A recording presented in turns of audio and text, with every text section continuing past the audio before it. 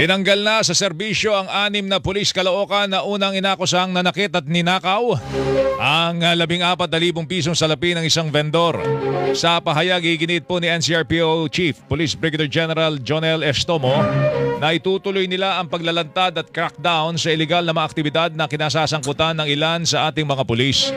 Una nang nirekomenda ng Internal Affairs Service ang pag-dismiss sa serbisyo sa 6 na nahulikam na pumalo sa ulo, nagbulatlat ng wallet ng sinita nilang vendor na nakilalang si Eddie Yuson. Nabibili lamang po ng pagkain ng kanyang mga anak. Kinilala po yung mga na-dismiss na sina Noel Season, Daryl Sablay, Romel Toribio, Mark Christian Cabanilla, Ryan Mateo at Jake Rosima na pawang may mga ranggong korporal at dating kasapi ng Caloocan City Police Drug Enforcement Group.